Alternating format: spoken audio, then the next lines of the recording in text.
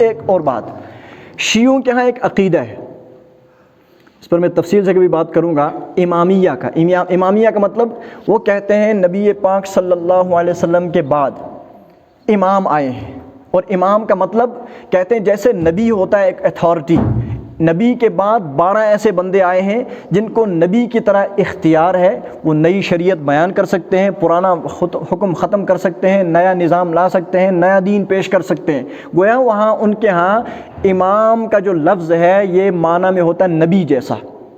تو چونکہ نبی پاک صلی اللہ علیہ وسلم نے صاف فرمایا کہ میں قیامت تک آخری نبی ہوں، میرے بعد کوئی نیا نبی پیدا ہو سکتا۔ اب اگر نبی کے بعد کوئی کسی کو نبی کہے یا کوئی اور لقب دے لیکن معنی اور حقیقت اس کی ویسی ہو جیسے نبی کی ہوتی ہے تو اسلام اس کو قبول کرتا۔ اس لیے اس طرح کے جو لوگ ہیں، اسی عقیدے کی بنیاد پر ہمارے یہاں ایک لفظ آپ نے سنا ہے، ہم لوگ جب نبی کا نام آئے گا کیا بولتے ہیں؟ علیہ السلام۔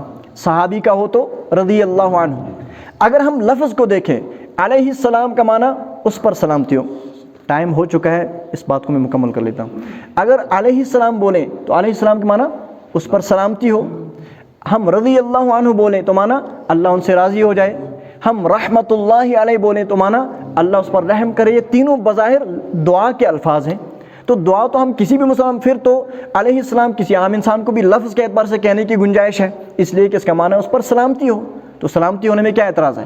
لیکن اس میں ایک اہم مسئلہ یہ ہے، ہمارے معاشرے میں کچھ الفاظ مخصوص ہو چکے ہیں خاص لوگوں کے لیے۔ مثلا علیہ السلام بولتے ہیں تو انبیاء کے لیے لفظ بولتے ہیں، رضی اللہ عنہ بولتے ہیں تو صحابہ کے لیے بولتے ہیں، رحمت اللہ علیہ اولیاء کے لیے بولتے ہیں۔ چونکہ ہمارے معاشرے میں ان الفاظ کو بولنے کے ساتھ عوام فرق اسی سے کرتی ہے کہ علیہ السلام آیا اس کا مطلب یہ نبی ہے، رضی اللہ عنہ آیا اس کا مطلب یہ صحابی ہے، رحمت اللہ علیہ تو اس کا مطلب یہ ولی ہے، نبی اور صحابی۔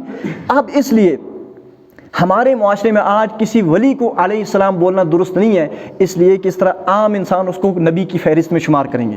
شیعوں نے جو چونکہ عقیدہ رکھا ہے کہ ان کے ہاں اماموں کا تصور ہے، اور امام کی حقیقت ان کے ہاں یہی ہے کہ جیسے نبی اتھارٹی ہوتا ہے، آپ کے بعد جو 12 امام آئے ان کی حقیقت یہی ہے کہ وہ نبی کی طرح آ کر نئے اسلام پیش کر سکتے ہیں۔ اس لیے وہ حضرت حسین، حالانکہ حسین بھی صحابی ہیں، دیگر بھی صحابہ ہیں، ابو بکر بھی صحابی ہیں، ان کو علیہ السلام نہیں بولتے، اور عمر بھی صحابی ہیں، ان کو علیہ السلام نہیں بولتے، لیکن حضرت حسین کا نام آئے گا تو ساتھ میں کیا بولتے ہیں؟ حسین علیہ السلام۔ کیوں؟ اس کے پیچھے وہی عقیدہ دراصل ہے کہ وہ حضرت حسین کو ان 12 اماموں میں سے مانتے ہیں، اور جن کو نبی جیسا تصور کرتے ہیں۔ اس لیے مسلمانوں کے لیے خصوصاً حضرت حسین رضی اللہ عنہ کو علیہ السلام بولنا درست۔